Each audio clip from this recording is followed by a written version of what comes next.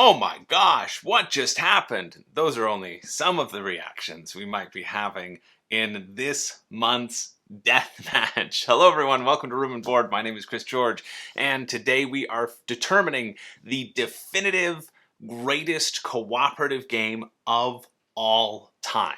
This is definitive. If you've heard of other cooperative games before, well, they may no longer exist after this video is over. We are taking 31 of the best cooperative games, pitting them against each other in an epic deathmatch tournament where only one can survive. And this game will be crowned the definitive best cooperative game of all time. And as for the losers, well, all copies of them will be burned. You heard that right. So get the games off your shelf and into your fireproof room so that you are safe from your entire collection catching on fire due to them not winning when they should have, not pulling out the win when they needed to. These are the games. You can peruse them as you like. They'll keep scrolling by as I explain the rules of this tournament. So this is a series that I've been doing since the beginning of this year. This is the 5th one in this series. There'll be a link to all previous death matches in the description below. But every month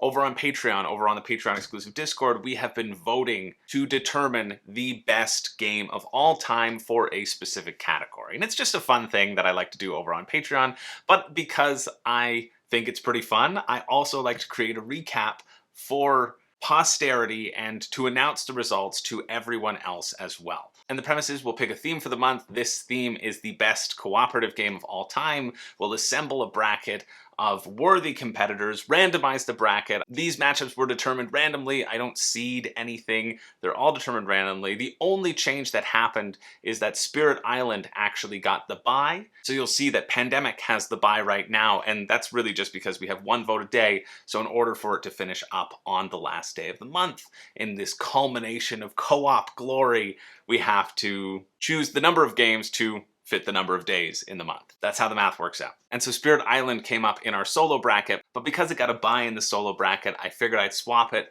for the next one on the list, which it just happened to be Pandemic. I felt it was right to give Pandemic the bye. I felt nobody would begrudge me for letting Pandemic move on into that second round without having to face a competitor. But if you are begrudging me, well, just pretend that Pandemic faced off against whatever is the worst, I was trying to think of something funny, whatever the worst co-op game you've ever played is that you want to see burned, well, Pandemic beat that one, and you no longer have to worry about it existing. So right now, taking a look at these 31 worthy contenders, I want you to drop in the comments who you think the winner is going to be, because I gotta say, I know I made that stupid joke at the beginning of the video, but I do have to say that this is probably the most exciting death match yet.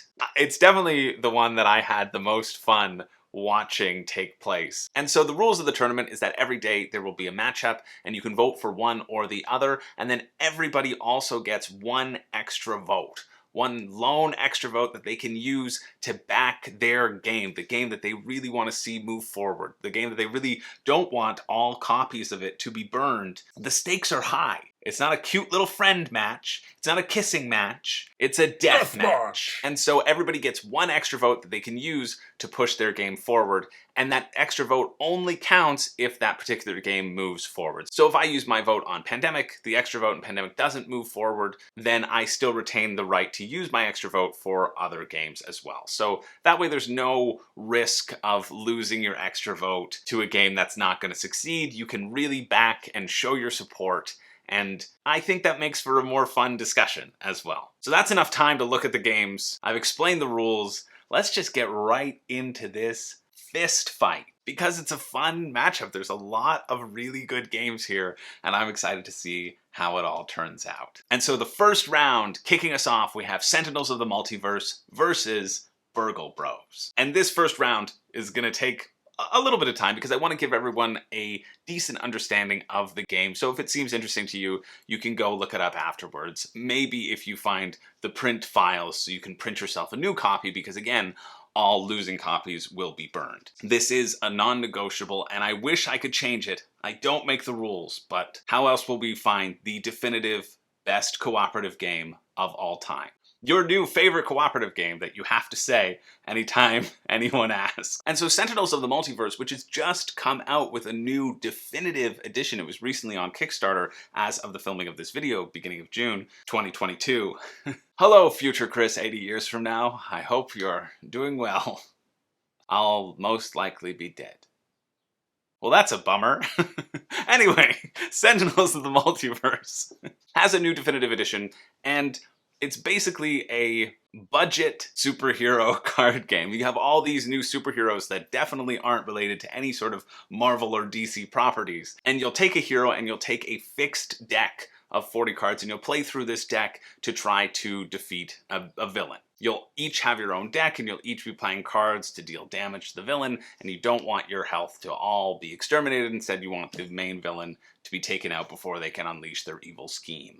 And the only way to do that, of course, as all superheroes know, is murder. So if you like card play, that's one to check out. And in Burgle Bros, you play as a team of bank robbers. You'll have 3 floors of a 4x4 grid, and you have to work your way through these floors without getting caught by the guards. And every time a guard steps on the same space as one of your unique characters, you'll lose a stealth token. Everybody has like 3 stealth tokens, and if you're ever caught without a stealth token, then you're caught. You don't get to slunk away into the shadows. You've used all of your outfits that have the different wallpaper on it, and you're unable to blend into the background like only the truest burglars can, and you're caught, and you're unable to escape. But if you make your way through all 3 floors, crack all the safes, and make your way to the roof to escape on a helicopter, you win the game. And I've heard of both. Burgle Bros is actually rated higher on Board Game Geek. Sentinels is around the mid-400s, and Burgle Bros is 271, I believe. And I really thought this was going to go to Sentinels of the Multiverse, just because I've heard more about it.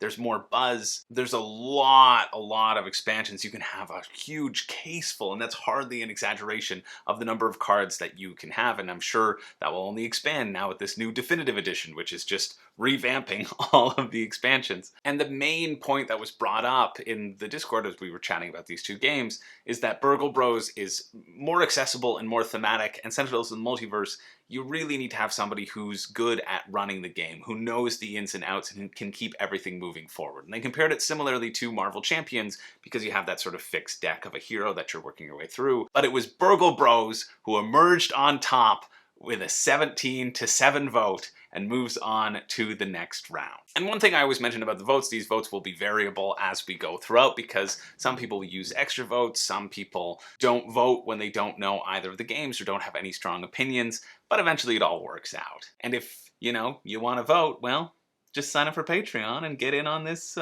current deathmatch, whose theme will be revealed at the end of the video. And next round we have Spirit Island versus Escape Curse of the Temple. This is where Pandemic was going to be, but I just looked down the list and I said, yeah, Pandemic's known well enough, and I swapped the 2. So it's Spirit Island needing to prove itself to make it its way into the final round. And Spirit Island is a very fun game. I own a copy of it, or at least I owned a copy of it until it was burnt to ash in our solo bracket deathmatch. But I think they must have had another printing from then to now, because I now have a copy of it again.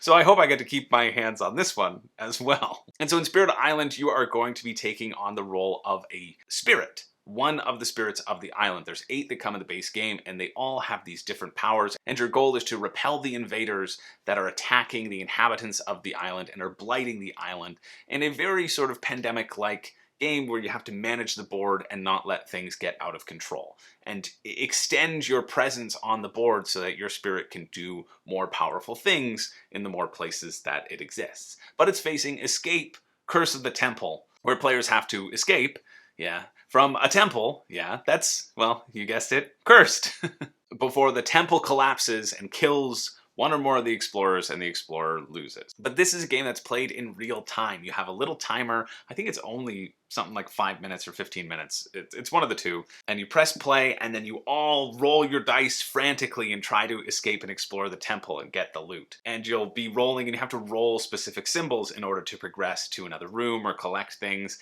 And you all have to work together to get out. So it's this frantic madness of rolling dice and trying to get out before this soundtrack, before this app, the timer stops, and you all get collapsed upon and die. It sounds like a fun game. It is a fun game. I know people enjoy it. However, I know people enjoy Spirit Island a heck of a lot more.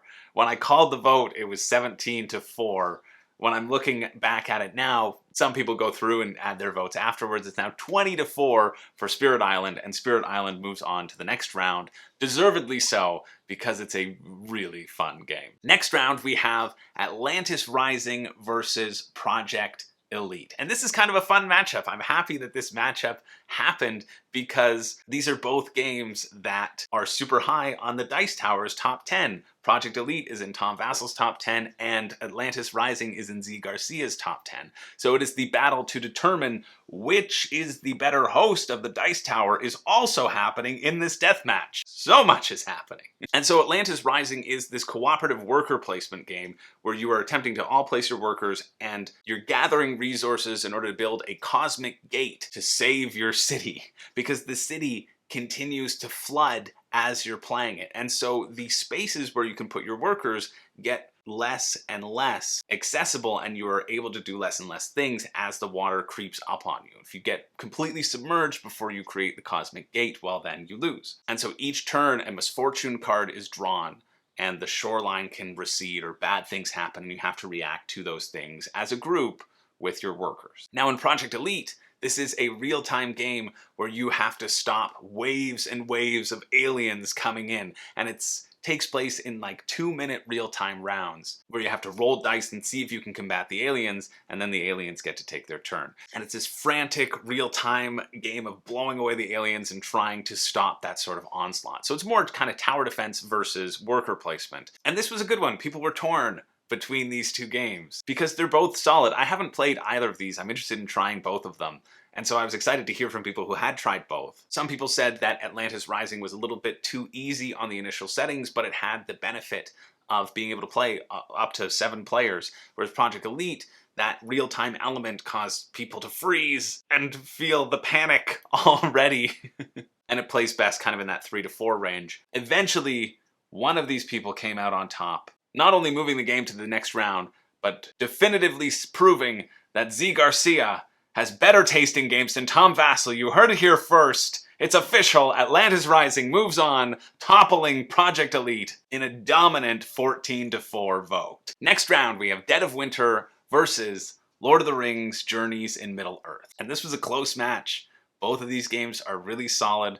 Both are in the top 200 of Board Game Geek. Dead of Winter sitting around 159. Lord of the Rings is just inside that top 100 at 94. And so Dead of Winter is a zombie survival game. They refer to it as a crossroads game because one of the most exciting and I think almost innovative mechanics of the game is there's this huge stack of cards and you draw a card when it's someone else's turn and you read the top, and if a thing happens, then the event occurs, which I like this a lot more because it is directly related to a choice that the person made on their turn that they activate this event, or because somebody's in their party and that specific thing happens. And I think that makes it feel a little bit more fresh than if you just have random events every turn. These are events that feel purposeful and feel like they happen because of the choices you and your survivor team made. And so this is a scenario-based game. You're going to choose a scenario. The base one is just murder a bunch of zombies and try to get samples, but it can be outlast the winter, it can be a whole bunch of stuff. But everyone will also have a secret objective. So this is a cooperative game, but it can be semi-co-op because someone can draw the betrayer card and basically just has to sit back and watch while the game decimates the other people. But if the other people catch wind that you're the betrayer, they can outcast you and exile you from the colony, and then your objective changes. And everyone will have a secret objective, and it's usually something like, make sure you hoard food. You have to have 4 cans of food in your hand by the end of the game. And so everyone is saying, we really need food, our morale's going down, and you have to selfishly say, no, I don't have any food here. I just have a hand of fuel. Does anybody need fuel? I wish I could help. Which makes for a fun push and pull experience as you go out to various locations and explore them to try to collect items and just survive and complete the scenario. Now, Lord of the Rings Journeys into Middle-earth is an app-supported game by Fantasy Flight, and each individual scenario is part of a larger campaign-style game. And what's cool about Journeys into Middle-earth is that you can just pull out the app hit start, and it'll kind of just throw you into the game. You're going to have a little deck which you're going to be drawing cards from to check successes, whether or not you succeed in various objectives, but it is going to be this sprawling campaign that will evolve and your characters will get to deepen and grow over time. And this has been related to a similar feel of Mansions of Madness because of the app related and it being Fantasy Flight, but it's kind of nice that the game master is in this app. I know people poo-poo app games because they fear that they won't be able to play them because app playing things will go extinct or the support for the app won't be continued as the game progresses. But as long as their copies are being sold, and for campaign games, honestly, it's not that bad. How many times are you going to play through a campaign anyway? It feels nice that a lot of the bookkeeping is done for you in the app. And this was a close match. This was really tight. It was only broken by some extra votes, and people felt passionate about one of these IPs. They didn't want the hobbits to be taken to Isengard. They wanted the hobbits to be taken to the next round. So Lord of the Rings moves on. Again, I tell myself this every time. I'm going to try to keep things pacey on this initial run through, but it's better to get a little sense of what each game offers, and then you can look into it further as we go along. So next up, we have Mysterium versus Sleeping Gods. And Sleeping Gods is no stranger to the bracket. It was in the epically long tournament where it did, well, I won't say, no spoilers. But first, let's talk about Mysterium. Mysterium is Clue meets Dixit, if you're familiar with either of those games. There is one player who plays the ghost. They are sending out psychic visions to all the other players on the table, which are comprised of a person, a place, and a thing, and you have to get your person, place, and thing before you can move on to the end game of the game. So I will be, if I'm the ghost, I have these picture cards, these visions that I'm passing out to various people. I'll say, okay, this is for you, and I'm trying to indicate which person, place, or thing, depending on what level they're at, you start with figuring out the person, is part of their vision. And then one of those visions will be correct that the ghost gets to decide on later on if everyone makes it to the end. That's the only way the ghost can communicate. They can only give these cards, and they can't see all of the cards that are out there. They only see the cards that they're trying to hint to the players. And so you have this potential of the ghost thinking, oh, I've given a perfect clue, and then it can apply for so many things, and you have this manner of communication that's harder to zone in on. And it plays up to 7 players too, which is a good boon for a lot of these games. Now, Sleeping Gods has been all over the channel, it seems, recently, from the epically long game tournament, from Sleeping Gods 2's campaign on GameFound, and now appearing now. It's received a lot of love, where you're going to sail across the seas of a mystical land with your captain and their crew and try to get some totems, and it's basically a big choose-your-own adventure game. And I really thought that Mysterium had no chance here. I thought Sleeping Gods was going to overwhelm it, especially because I know some of the voters, and they really have been enjoying Sleeping Gods as well. But it was a close match. It was really close, actually. It was so close that it was exactly a tie. 13-13. And of course, it's only fitting that with spooky number 13, somebody committed their extra vote to push Mysterium over the line and eliminate Sleeping Gods in the first upset of this tournament. And it may be the last, it may not be the last. We never know the twists they're gonna keep on turning. I couldn't believe it. I am so thrilled that the underdog Mysterium moved forward. And Mysterium is one of those games where I play, and I usually to almost always enjoy myself, but I never think I will. It's in that weird zone where I'm like, Mysterium, I've played that so many times. It's so long ago. It's kind of like Codenames in a way where I'm like, I don't want to play that. And then you play it out and it just delivers. And I'm happy to own Mysterium. At least I can keep my copy for now. We'll see if it makes it to the end. But Mysterium does move on to the next round, and Sleeping Gods goes back to bed, baby. Now, next round, we have Marvel United versus Stuffed Fables. And Marvel United is a really light cooperative game. You've probably heard of it. It's had a huge buzz with its first iteration and then the X-Men iteration, which I think if you're going for either of the two, you should get the X-Men iteration, because the variability of this game comes with the villains and not necessarily the heroes, because the villains give you new challenges to overcome and the heroes just give you kind of a variation in your deck. But basically the heroes will have to team up against the villain. There'll be 6 locations located in a circle. And on your turn, you play a card from your hand and you get to do the actions on that card. And they're usually like punch, move, or do a heroic feat, which is basically save a bystander. But you also get to use the actions of the card that the previous hero played. So you're trying to chain with each other and give each other the stuff that they need, or perhaps the stuff that your deck lacks, so that everybody can do balanced things on their turn and take down the villain. And you have to defeat all of their little minions first, or unlock the locations, or save all the bystanders, or save a certain amount of bystanders before you can even attempt to attack that final villain and start dealing damage to them. So it's fine. It's pretty light. I've played it a few times. I own a copy, but it is permanently at my neighbor's house because his kids like it and I don't really.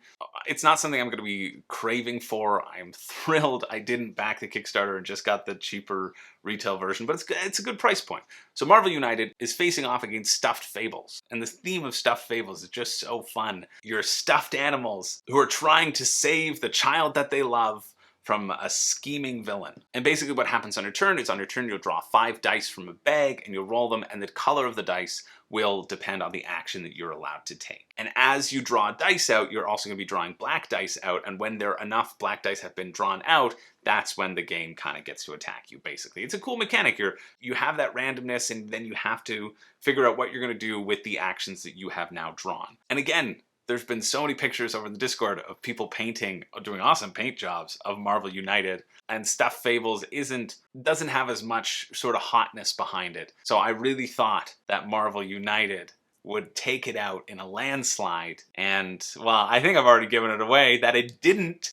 Another upset, 2 in a row. Stuffed Fables moves forward in a dominant 15-9 vote. Everyone's world is being shattered now. They've had to relive the pain of Sleeping Gods getting booted and burned in the first round, and now Marvel United goes up in smoke as well. All that $800 of Kickstarter up in smoke. Get it out of your house.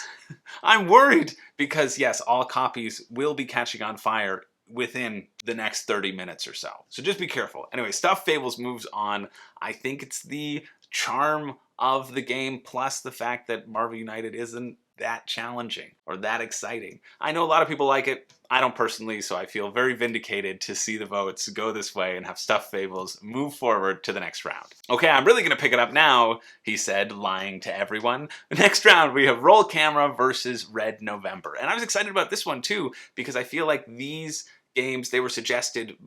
When I create the list, I always ask for suggestions as well to see what people want to participate in the brackets, and then so I can take great joy when I just snub them entirely and make sure that they don't participate. But Roll Camera have recently come out with a new expansion, but I don't think it's that well known. And then Red November, I hadn't even heard of, which is always exciting for me to be able to look into new games. Roll Camera is a filmmaking game. You are going to take on the roles of different members of a film set, producer, costume designer, whatever, and you're going to roll dice and assign them to places to do various actions to try to make a successful film. This is your last chance. The studio is going belly up. If you do not get this hit out there, then you're all fired.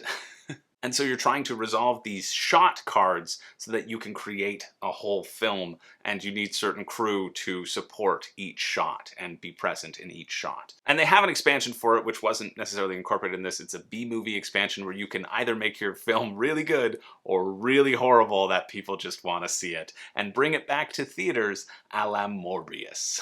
Morbius? See, I'm not gonna go see it. Now, Red November, the first line on the Board Game Geek description is that it is a cooperative gnome submarine game where everything is going wrong. Water pressure's increasing, the nuclear reactor is overheating, there's a giant kraken outside, you're running out of oxygen, anything that can go wrong for your little gnomes is going wrong. And so if you can keep alive long enough, someone will come and rescue you and you'll be fine, but you have to manage these 3 different disasters tracks in the submarine. And this was a fun one. It was particularly fun because we were tied, deadlocked, when it was time to call the vote. Usually I call the vote around 12 noon every day, and it just kind of keeps cycling along, but I had to wait. We had to start the other matchup and wait until somebody broke the tie. And eventually, someone used their extra vote to push Roll Camera over the edge in a 10-9 vote. But that was a fun matchup. I enjoyed reading up about both of those games. And it was exciting to see Roll Camera move forward. Now next up, we have Gloomhaven Jaws of the Lion versus Flashpoint. And I chose Gloomhaven Jaws of the Lion versus Gloomhaven because this is the more accessible version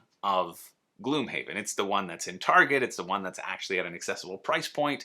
It's one to introduce people to the co-op genre with. And also because Gloomhaven was in a previous matchup and I didn't want to do too many crossovers. So with Jaws of the Lion, that was kind of my cheat. This probably is no surprise. You have likely heard of Gloomhaven if you are interested in this hobby or are stumbling on this channel. You're going to have a hand of cards and you're going to play 2 of those cards and choose a top from one and a bottom from the other and make your way through a dungeon, knocking out monsters willy-nilly and trying to achieve the scenarios or defeat the big bad boss. And then in Flashpoint is an older game. It is often, I think, put up alongside Pandemic in terms of classic cooperative experiences because you're trying to save people from a fire. There's fire that keeps on popping up in a building and you have to run in to the building and rescue pedestrians, pick them up and carry them out to safety and run back in over and over and collect enough pedestrians. If you save the bystanders, you win. If the building burns to the ground, well, then you lose and you're not going to be a fireman anymore because you cannot be trusted and it's a very dangerous, scary job. And this one I was expecting to be pretty definitive, and it was. Gloomhaven obviously moves on in a 21-6 vote. Flashpoint still got some love. I think if you're going into Flashpoint, I got rid of Flashpoint recently within the past year because I found it a little bit too easy, and I think that's because I played on the family mode, which they suggest you play. And I would suggest if you're watching this channel and you're interested in Flashpoint, don't ever play on that mode. It's so much more interesting when there are toxic waste things that you have to deal with and a lot more hazards that you have to deal with in the building. It makes for a much more exciting puzzle of a game. Otherwise, it just felt a little bit basic to me. So I am happy that Gloomhaven Jaws of the Lion moves on, especially because in preparation for this death match or midway through, I thought, you know what? Gloomhaven's going to get it for sure. So I picked myself up a copy secondhand for 25 bucks, which I'm pretty happy about. I hope this one doesn't get set on fire, but I'm pretty sure it won't, right? Of course it won't. Let's move on. I thought that was going out of frame. That's out of frame. Next up, we have Eldritch Horror versus Zombicide Black Plague. And Eldritch Horror is kind of like the more accessible version of Arkham Horror, which is again why I opted for that one over Arkham Horror for this bracket, because I wanted to have more accessible. I think a key to a awesome cooperative game is one that is accessible and everybody can participate in with not too much overhead, or if there's an option for less overhead for a similar experience, that's what kind of got the nod for this one. And you're basically trying to get enough clue tokens to solve the mystery of the old ones and make sure they don't destroy the planet. That's basically it. Now Zombicide, I put Zombicide Black Plague as the entry into this tournament. It's the only Zombicide we'll see in this tournament. And because Black Plague, I think, is generally recognized as one of the best Zombicide systems. I like it a lot. I've played Black Plague and Green Horde and base Zombicide, and I haven't yet played the prison one, but I have it on my other shelf over there. But I think it is generally known as the best Zombicide, so I wanted to pit that as the entry. But it's up against tough competition because Eldritch Horror is 96 on Board Game Geek and Zombicide is only 205. So by the numbers, it really should be Eldritch Horror moving forward. And this was another close vote. It was tied 15-15. Everybody came out in droves. Not everybody, but a lot of people came out. Eventually, it was decided by someone, again, committing with that extra vote, pushing Zombicide over the edge just barely into the next bracket. Eldritch Horror, unfortunately, burns for all eternity, just like all of its elder gods. Moving along, we have Dice Throne Adventures versus Aeon's End. And Dice Throne Adventures, I wasn't sure if I was going to include it. Honestly, it was on the chopping block to be included in the list, but I try to make sure I include one of everybody's suggestions in and not snub them too much. The reason I was hesitant is because you also need the existing Dice Throne characters to play. You need either Dice Throne Season 1 or Season 2 or both, because you use those characters and then you take them on this sort of campaign adventure. So it's an expansion of sorts, because it doesn't have everything you need to play in the base game. But your heroes will level up over each section. You're going to create these little scenario boards with these cards. They kind of create a little map, and you move your characters around. You roll dice. It's the same sort of Dice Throne feel, but in a scenario sort of way, and where you lead up over the course of a few campaigns. It's not too many. I think it's something like 4 to get to the final boss and defeat the Mad King. However, it's up against Aeon's End, which was also in the solo bracket, but I had to include it as well because it is such a solid cooperative deck builder. You are going to face off against a big bad while defending your city Graveholt, and you're going to do that by putting spells into your little rifts, opening new rifts so you can add better and better spells, and launching them out at either the big bad or all the little minions that they keep on spawning. And it's this really fun puzzle of juggling. What do you target? When do you make that push to try to take out the big monster? How do you construct your deck over this fixed market of 9 cards that changes every game? I started in on Aeon's End through Aeon's End Legacy, and I think anybody who is interested in Aeon's End should start with Aeon's End Legacy, because it grows the mechanics as you go through. It adds in the mechanics that are kind of present in Aeon's End, and it was a really fun introduction to the series. And then Aeon's End is also known for not shuffling your deck. So whatever gets discarded, you then just flip your deck over, whereas in most deck builders, you shuffle it. But both of these have had a lot of support. Dice Throne Adventures came out blazing. People love Dice Throne Adventures. I'm happy that it ended up in this tournament. And so people were putting their extra votes on both sides. It had come to a 16-16 tie with extra votes happening. But then when I checked the extra votes, some people had already used those extra votes to put Lord of the Rings forward. And so those extra votes got stricken from the record because Papa Chris is always watching. No, I don't want to refer to myself like that ever again, but I will. Probably multiple times. And one of these 2 games had their votes stripped from them, thereby throwing them into the dust. It was Dice Throne Adventures that lost the extra votes and was sent hurtling into the fire as Aeon's End burst forward into the next matchup. Aeon's End grabbed Dice Throne Adventures, tore it limb by limb, threw it into the fire, never to be seen again. I'm sorry, Dice Throne Adventure fans. I don't know what to tell you. Be prepared for it to burn for all eternity, because it's lost, it's out in the first round, and it is never coming back. You mark my words. Spoiler alert, it's gone for good. Sorry, that might have been harsh towards Dice Throne Adventures, but I just need people to accept that it's gone forever. And I am sorry, but again, I don't make the rules. But I do make a commentary on the next round, where we have Sherlock Holmes Consulting Detective versus Ghost Stories. And this is a fun matchup. A really close friend of mine loves Sherlock Holmes Consulting Detective. It is one of the only games that his parents really click with and enjoy, and he was describing me the great time that they had over Christmas, just sitting down with this dossier of mystery and delving into it to try to figure out what happens. Because it's not so much as of a traditional board game as a lot of games are. In Sherlock Holmes, you have these newspapers and these other various things. It's almost similar to an escape room in a box, that sort of feel, where you have a mystery to solve and you have the information, and it's just up to you to put those threads together. And I think that's a really cool concept for a game, and it has resonated a lot because they have 4 versions out right now. But it's up against Ghost Stories, which has been since rebranded as The Last Bastion. But since I like to live dangerously and I like to put my own life on the line, I picked Ghost Stories because it's back there on the shelf. My girlfriend really enjoys Ghost Stories. I think it's pretty fun. You have a 3x3 grid, and you are monks in a monastery, and you have to move around the outskirts of the monastery, fighting off these various ghosts. And basically you just have to collect different colored tokens and then roll dice to get additional tokens and use those to wipe out the ghost and exorcise the spirit.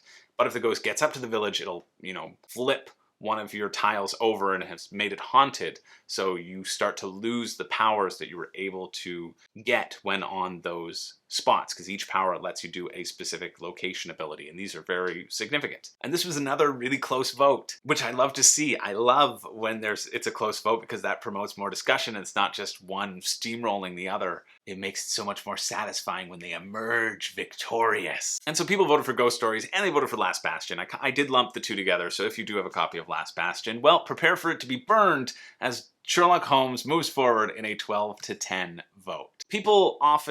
Some of the discussion we had, people often say that Ghost Stories is too difficult. And I've never really felt that way, but I also like very punishing co-op experiences. I feel like if you're working together, the game should be punishing to you. And so I don't mind that Ghost Stories is pretty hard, and it's fairly easy if you want it to be easy, because you just play with less big bad spirits in the deck. You construct a deck, and you can put 1 in or you can put 4 in. Those are the scale of difficulty between easy and medium. It's like, okay, but if it's too hard, then just put 3 in and see if you enjoy it more. Next up, we have Harry Potter Hogwarts Battle versus Horrified. I've played both of these, and both are pretty fun. Harry Potter Hogwarts Battle gives you this campaign deck builder that is replayable. The campaign portion of it is, again, that sort of scaling difficulty, which is cool. You start with a deck of cards, and in the first chapter, you have 7 chapters to represent the 7 years of the school. You face different villains, and once you've unlocked all of them, you can then just slam them all together and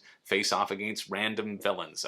Once you get through 10 of them, you win, and you're going to be collecting cards from a row and adding them into your deck and working together to heal each other and protect certain locations and take down villain and deal damage to them. And it's fun. It was annoying when I played. There was no rule in the rulebook to refresh the market area. And if you've ever played Harry Potter Hogwarts Battle, know this, if you're playing with everything together, there is an unofficial, well, it is official, it's in the FAQ, it's in the errata that's posted online, that you can pay to wipe the market. I think you do that once a game, or maybe more than once. But there is a way, and that made me feel so much better, because that was the annoying part of Harry Potter Hogwarts Battle, because everything cost too much, and we were just kind of struggling through. We ended up making it out alive anyway, but that was a tough point for me. And then it's against Horrified. So Horrified takes place in this town, and there will be a number of standard monsters attacking the village, and each monster has a specific requirement in order for you to clear them from the board.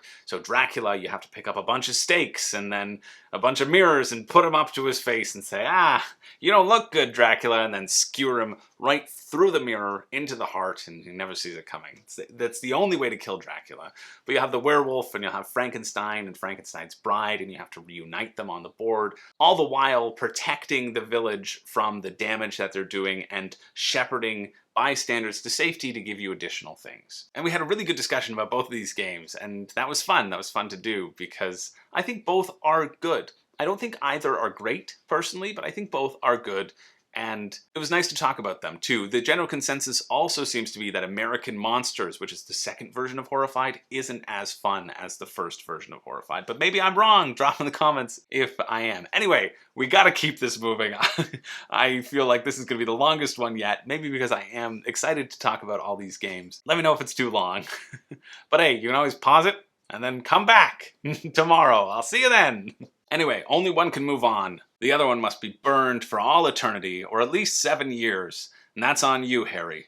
That's on you. Your parents would be very disappointed, because Harry Potter loses and Horrified moves on in a 12-9 vote. Next round, we have Arkham Horror LCG versus Attack on Titan, the Deck Builder. And this is a tough matchup. Arkham Horror was a huge contender in our solo bracket. It did very well as a solo experience, but people also wanted to see how it fared as a cooperative experience as well.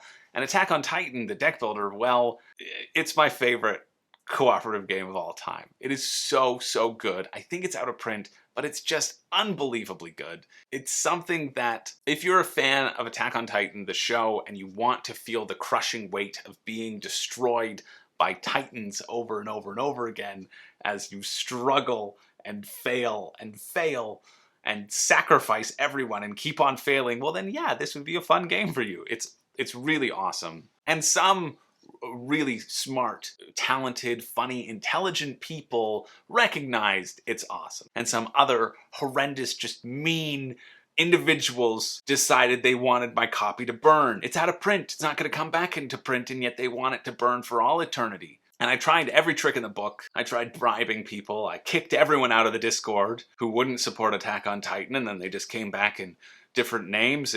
I tried everything. But eventually Arkham Horror moves on in an 18-7 vote. And it is another upset, because it's made me quite upset. Thus the definition. I can feel the pain of Sleeping Gods and Marvel United fans, trust me, as one of my favorite games of all time burns to the ground and doesn't even make it out of the first round. And speaking about not making it out of the first round, we've got 2 more left in this first round, and then we can really give her.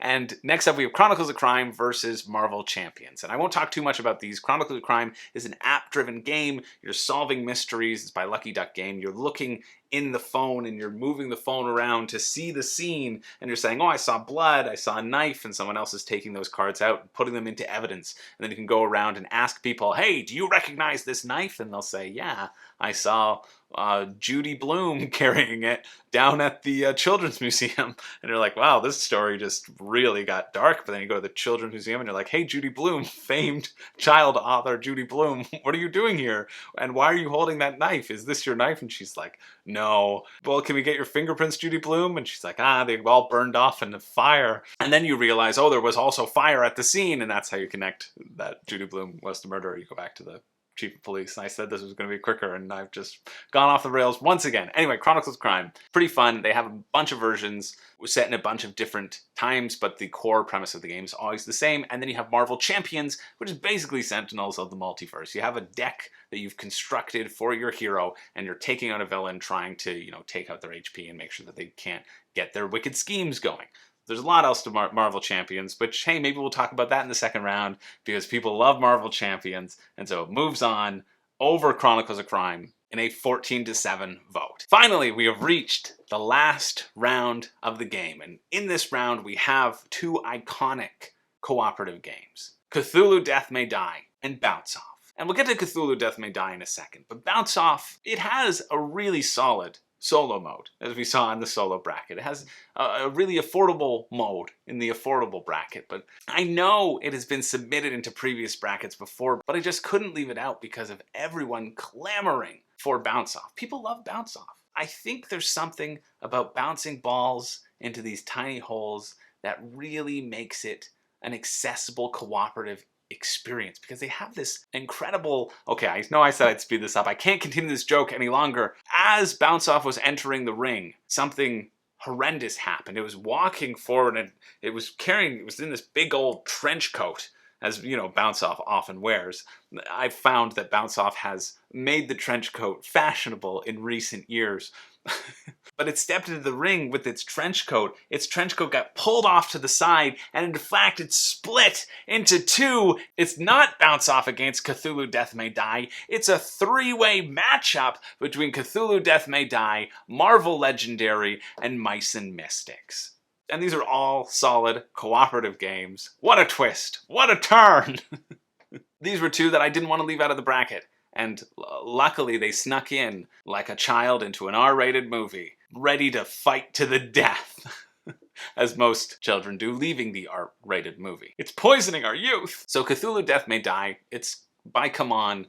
You're going to play as an investigator. You're going to investigate different scenarios. You're going to chuck dice in a frenzy to see if you mow down the hordes of people making you insane, and try to survive those scenarios. In Marvel Legendary, you're going to pick a villain, and they smash it together with a scheme. I can never keep track of all these superhero battlers because they're so often stop the scheme or stop the villain, and they always have that in common, which makes sense. I guess it's thematic. And you're going to choose from a bunch of different heroes. I think the core box of Legendary comes with like 17 of them. And then you're going to build your deck to make your hero stronger and eventually be able to take out that villain in the Legendary sort of format. Legendary has done a lot of these. There's been Legendary Alien, which is kind of the other big, most recognizable one. But it's a similar system. And then finally, Mice and Mystics is a cooperative adventure game where you work together to save the kingdom, but you're little mice, and you're going through this dungeon crawler, but you're little mice. And it's cute and it's fun as you're trying to fight off spiders and house cats. Oof, the greatest horror of them all. I was hoping my own greatest horror of them all would make a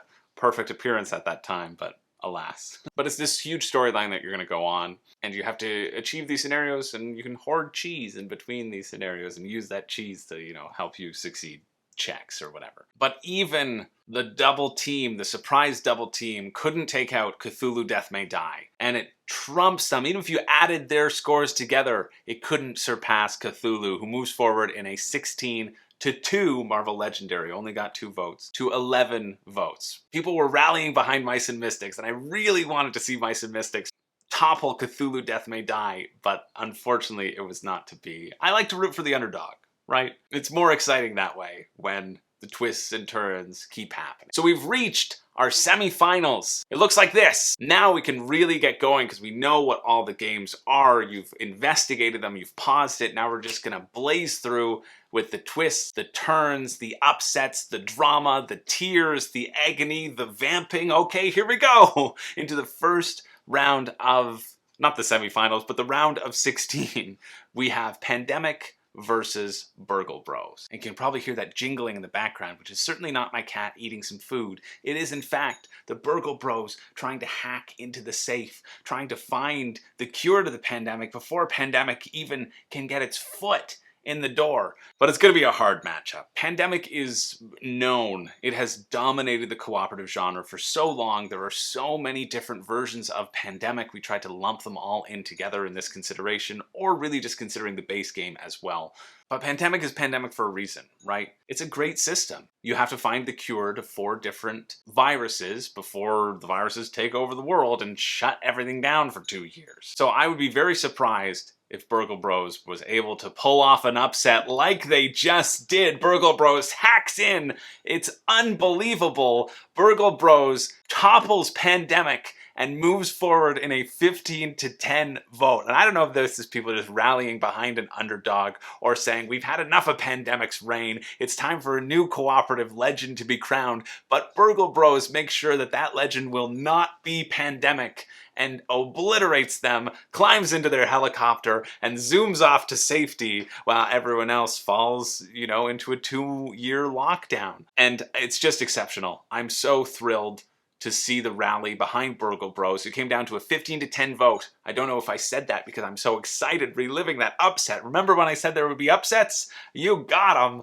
Pandemic falls. It doesn't even win a single round of the tournament. That's how garbage a game it is. Now, Pandemic's still fun, right? But it's fantastic to me, especially as someone who hasn't played Burgle Bros, that Burgle Bros was able to topple Pandemic and move forward in such an upset. So let's move on to the next round. Nothing could possibly be better than this, where we have Spirit Island versus Atlantis Rising. In one game, the water is trying to take out the colonizers, and in the other game, the water is trying to take out the inhabitants of Atlantis. You have a battle of the spirits versus a battle of the humans, and honestly, in this matchup, I am always going to side with the spirits because humans, other than, you know, all of you watching this video, are horrendous, horrible beings. And so it is only natural that Spirit Island takes out Atlantis Rising in a solid, dominant 17-6 vote. Although when I look back now, it's 17-7. So hey, maybe Atlantis is making a comeback. You never know.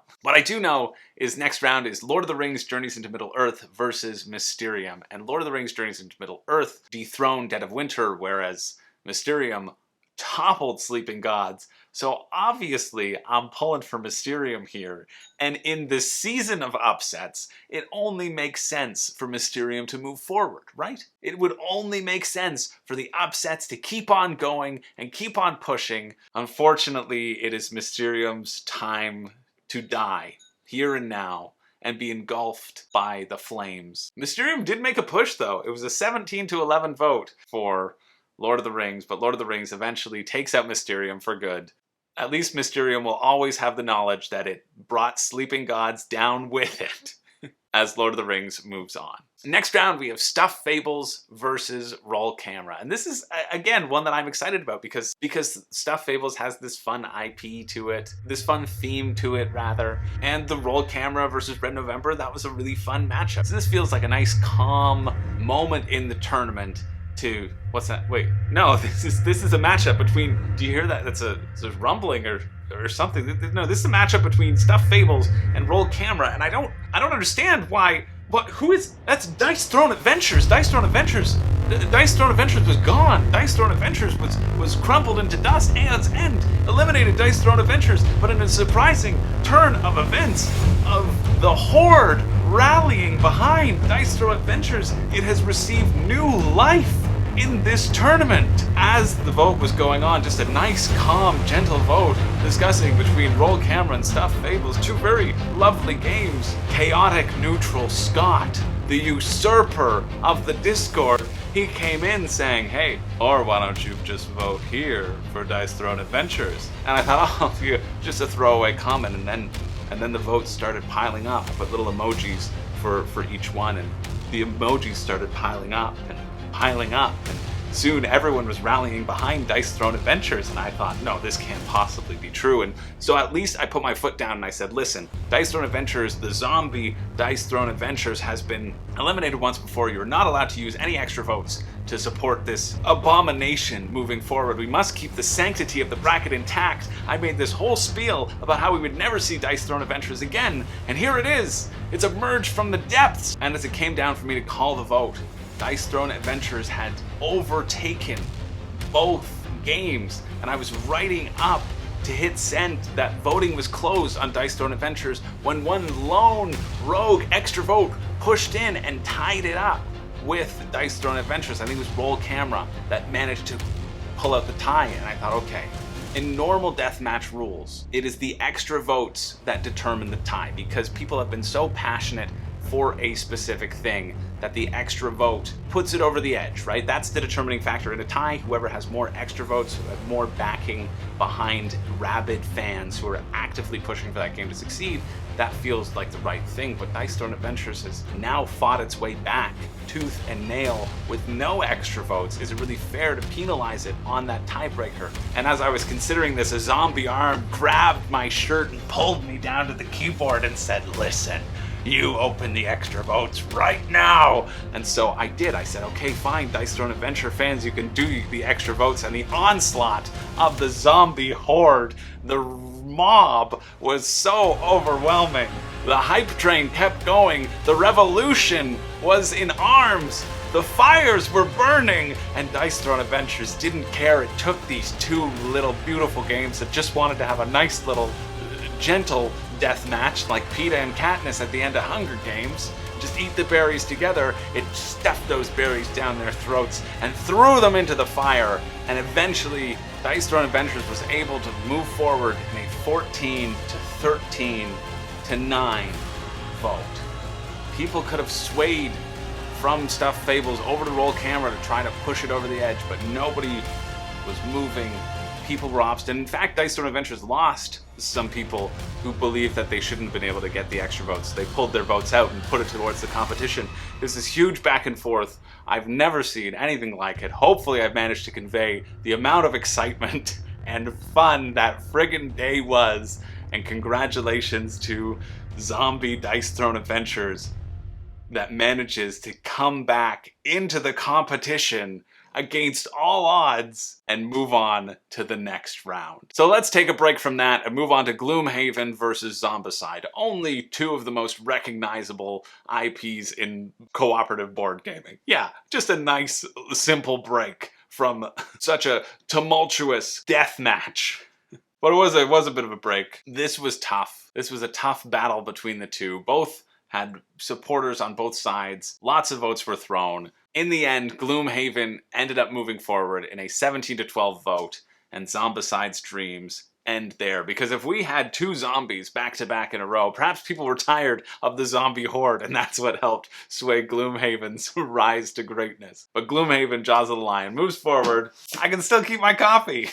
I'm excited to try it out. Anyway, next round we have Aeon's End versus Sherlock Holmes Consulting Detective. While Sherlock Holmes Consulting Detective is a cool experience, it could not surpass the joy of Aeon's End. Aeon's End continues to move forward in a very dominant performance. It wasn't dominant, it barely won to Dice Throne Adventures, and that was only on the back of extra votes. And, you know, if they happen to meet in the final, well, no extra votes are allowed to be used in the semifinal and the final match. Those must be won purely on merit. So who knows what could happen, but I do know that Aeon's End moves forward and still has some hurdles to overcome in order to make it there. And it wins in a 15-9 vote, although when I'm checking it now, it's now a 19-10 vote. So more older votes were thrown on after the fact, and we can see the passion for Aeon's End continue to move forward. Next round, let's keep it going. We have Horrified versus Arkham Horror LCG, and this is a no contest, really. But it ended up being a closer match than I expected. I know the love for Arkham Horror LCG, and I'm just kind of so-so on Horrified, so I didn't expect it to do very well, but I didn't expect Horrified to get through the first round either, and it managed to succeed. However, Arkham Horror does knock it out in an 18-11 vote. Which brings us to the final match of the round of 16. We have Marvel Champions versus Cthulhu Death May Die. And this is an interesting match because the winner of this goes on to face Arkham Horror LCG. And spoiler alert for the solo death match, the matchup of Arkham Horror LCG versus Marvel Champions happened in that matchup. And so that was some of the conversation. It says, well, listen, is it enough of a difference with the solo game versus the cooperative game?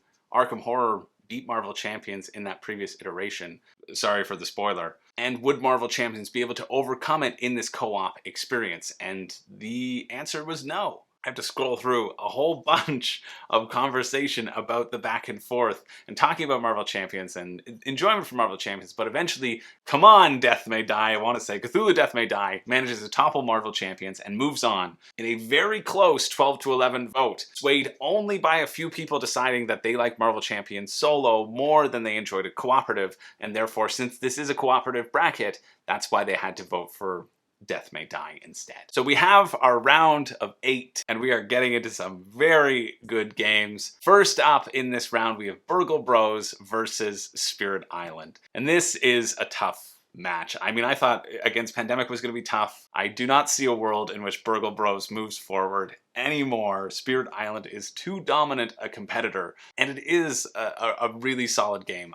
I want to do a list upcoming, spoiler alert for that, I guess, about games that I wish I played more, and I don't know where Spirit Island will fall on that list, but I know it will be there because it's a really fun game. It's really satisfying. And I like it as cooperative because you don't know what the other person is necessarily doing. You say, okay, you got that? All right, I'm going to try to get my own thing. So it's kind of like a solo cooperative because you're like, okay, I'm going to deal with this half of the map and you do what you got to do over there because I can deal with it here and I do not know what sort of powers you have going on in your hand of cards. So just you figure it out. My favorite comment in this back and forth was someone saying, Spirit Island is a game I would take with me on a deserted island. And someone else said, why? To try to convince the island you're on its side? It's a very valid point. Very funny. So it was really back and forth. Spirit Island would pull ahead, and then Burgle would pull ahead. People like Burgle Bros. There was the argument being put forward that Spirit Island is better at solo because of that unable to be aware of what someone else is doing. It feels more like a solo thing than a cooperative because other people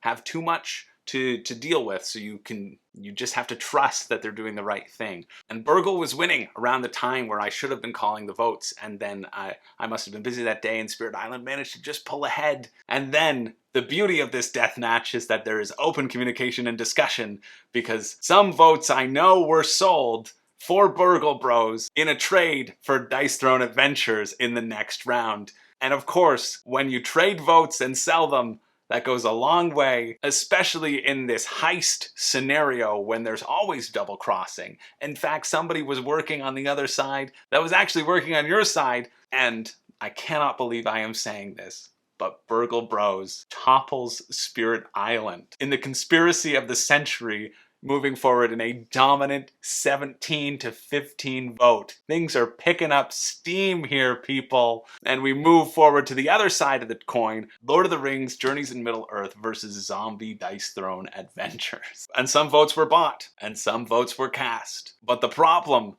with Dice Throne Adventures is that everybody voting for Dice Throne Adventures had already used their extra votes to push Dice Throne Adventures through to the next round. So there was no way for them to garner more votes. People decided to take a stand against Dice Throne Adventures, this abomination that forced itself into the tournament on the backs of two innocent roll cameras and stuffed fables. Dice Throne Adventures as quickly as it was back in the tournament, was crushed under the sword and the axe and the bow of the Fellowship of the Journeys into the Middle Earths. Lord of the Rings moves forward, putting the final nail into the head of Dice Throne Adventures, killing it twice. What is dead will die in a 15-9. I know this is the longest deathmatch yet, and I don't know, I hope you're having a good time, because I am having a great time reliving this tumultuous experience. Had so much fun over on the Discord for this month. And that fun continues as we have Gloomhaven versus Aeon's End. Gloomhaven, which I purchased knowing that I would get to keep my copy, against Aeon's End, which my friend Zach has. So if one burns, I hope it's Zach. I hope you burn, Zach. That's what I'm saying. But this was a really tight match. I'm surprised at how much people love Aeon's End. Or I also think that there may be some people in the Discord who just don't like Gloomhaven as well. And Gloomhaven, I mean, it's like anything. Anything that's big and popular, it's easy to hate on, right? It's easy to say, I'm not as into it as other people, so I don't like it. And that's legitimate. In a lot of cases, some people may be wrong. Not in this deathmatch, I'll tell you, because it's the definitive best cooperative game of all time. And unfortunately, that will not be Gloomhaven Jaws of the Lion. It's an expensive box of kindling. I thought I got a deal, but I just got an explosive waiting to go off if this video ever ends. Aeon's End moves forward in a 16-15 vote. And in fact, the most beautiful irony of it all is that a lot of the people who were voting for Gloomhaven and were active for Gloomhaven and wanted Gloomhaven to move forward, they used their extra votes to get Dice Throne Adventures back into the competition. And so it is Aeon's End who first defeated Dice Throne Adventures, who is again propelled forward by Dice Throne Adventures, because I know if Gloomhaven had those extra votes, I had to remove some extra votes that had already been used, and they were used on Dice Throne Adventures, because it's easy to lose track about these sorts of things. It goes on over the course of the month. But if the extra votes hadn't been used on Dice Throne Adventures, Gloomhaven would have moved forward, but instead they were ripped out, and Aeon's End does get the nod, which is just so poetic, considering Aeon's End took out Dice Throne Adventures in the first place. So we're moving on to our final matchup, to our final game vying for the spot in the quarterfinals. We are almost there, and we have Arkham Horror LCG versus Cthulhu Death May Die.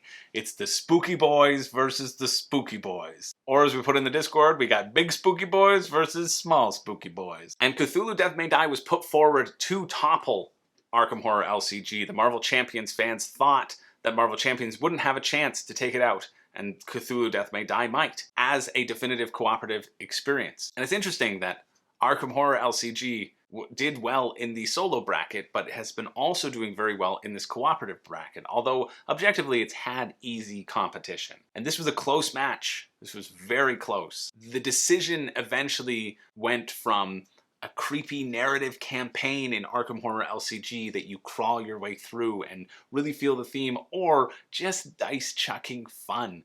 And sometimes in a co-op, you just want that dice chucking fun. You just want that sense of joy and the sense of memories that can be created from what happens in these momentous occasions. And that is what Cthulhu Death May Die apparently provides. And it moves forward in a very close 15-13 vote. So we are here. We have our final four.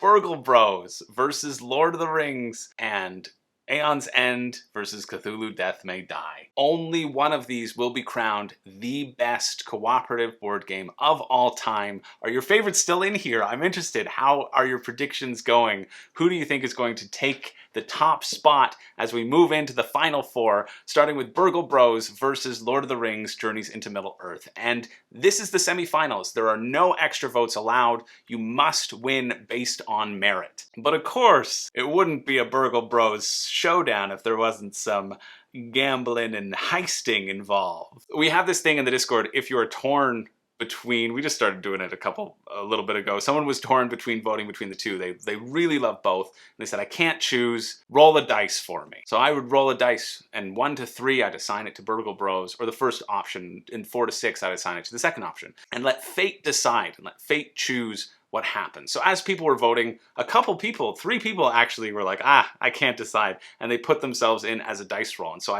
I noted who put themselves in when, and I would roll a little dice on my phone and see what was assigned to which person as the vote was progressing. So I knew who was in the lead, but I didn't reveal it to any of the participants. People were trying to get extra votes by upping their Patreon level, and I said, no, it's not allowed. I must keep the sanctity of the bracket intact, just like I did when Dice Throne Adventures made a comeback. And this was a lot closer than I expected it to be. In true Burgle Bros fashion, at one point, it was tied 11-11. And then somebody switched their vote from Lord of the Rings, Journeys into Middle-earth to Burgle Bros to make it a 12-10 vote. But there are 3 dice rolls to be determined. And then one of those dice rolls dropped out and put it into Lord of the Rings. In fact, their vote was already assigned to Lord of the Rings in my tally, so they realized what fate held into them. So Burgle Bros is currently ahead 12-11. The next dice roll was a 4, making us tied at 12-12.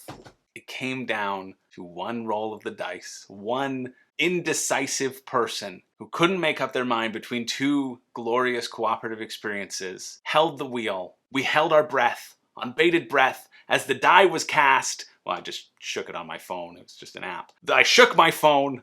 I looked on with bated breath. Snake Eye! Burgle Bros gets the vote and moves forward in a 13-12 upset into the semifinals, because of course it is. It has toppled Pandemic and Spirit Island. How can it stop now? Burgle Bros is in your final matchup. And Lord of the Rings, well, the code is burning as we speak. The code for the app, right? I mean, statistically, that's what's going to happen. Your chances of rolling 3 Lord of the Rings in a row are, which is what they needed to survive, are 12.5%. So the 12.5% didn't happen, and it was Burgle Bros that moves on to the finals. Vying for our next spot, we have Aeon's End versus Cthulhu, Death May Die. And I didn't know where the quote, Death May Die, came from. It's from an H.P. Lovecraft section, which refers to the old gods, and it says, that is not dead, which can eternal lie. Yet with strange aeons, even death may die. And I don't know if it was prophesizing something. If it was prophesizing that only strange aeons, whatever echo that is, could topple the giant Cthulhu behemoth that pervades cooperative board gaming. If it knew something that we didn't, and it didn't, because Cthulhu Death May Die actually beats Aeon's End and moves its way into the finals in a 14-11 vote. And I can't believe that Aeon's End really dropped the ball. It had such a monumental story, only to be crushed under the tentacles of Cthulhu, who arose at the right time. Death may die, but it ain't dead yet. And Cthulhu moves on to the finals. You had one job, Aeon's End, and you blew it. And so we have our final matchup. Burgle Bros versus Cthulhu Death May Die. This is an outrageous matchup that I did not predict happening. I thought that Spirit Island would make it to the finals, just because I know a lot of people like Spirit Island. I also thought that Gloomhaven would make it to the finals. I did. Those would have been my final 2, probably, if I had to guess. I also thought Sleeping Gods would make it a little bit further, but I'm so thrilled about the Mysterium upset. But that's in the past. We have the future to think of. Your favorite cooperative game, the definitive best cooperative game of all time. We have made it here. Thanks so much for sticking here with me. I hope you had a good time. I have had a good time recapping this as well. And this, again, was an awesome matchup. It came down to the very last vote. The winner took it in a 13-12 vote. There was back and forth. Cthulhu fan base is very strong, but at this point, the momentum that Burgle Bros has built up as this plucky underdog, I mean, I'm rooting for it. Who's gonna win? We don't know.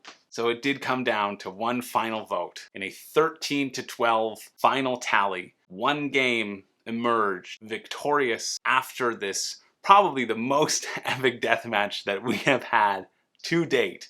We've peaked. There's not going to be a better tournament than this. Don't bother coming back. The only way that we could finish this to make sense would be if one of these games dethroned the other. Either Cthulhu with its strong embrace, tossing aside Marvel Champions, the trio that tried to face off against it, Aeon's End, which fate determined would knock it off its pedestal, or Burgle Bros, the unlikely underdog that I didn't even think was going to make it out of round one, somehow managed to keep on stealing the votes and make it to the finals. And you are right, I did give it away by saying this was the best deathmatch of all time, because it is definitive in a 13-12 vote. Burgle Bros is the winner. Burgle Bros is crowned the best cooperative game of all time. Cthulhu falls beneath the heist's feet. They hop into their helicopter and take off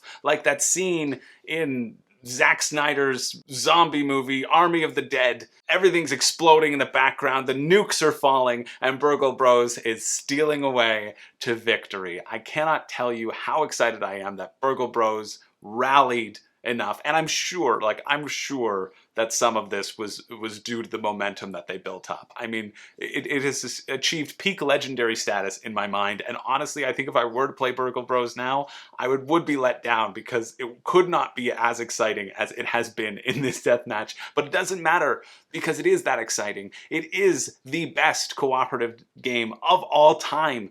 And if anyone tells you differently, you can point them to this video and let them know that they are wrong, and Burgle Bros deserves to be praised and saved and cherished above all others. So I know I'm going to be checking out Burgle Bros after this. I feel like I've got to. Well, I've got to replace the other games that I have that are going to be all burned anyway. Got to keep the shelf somewhat full. I hope you enjoyed this deathmatch. Let me know what you thought was going to happen. Are you happy with Burgle Bros being a victory? Have you played Burgle Bros? Drop that in the comments below as well. And also, let me know which games you think were snubbed and should have been on this list and should have been contenders, because I'll probably have a snubbed bracket near the end of the year where I pull in various ones that couldn't fit just due to the size of the bracket. I hope that was fun. If you're interested in participating in the death matches, although I cannot promise there to be as many twists and turns as this one was,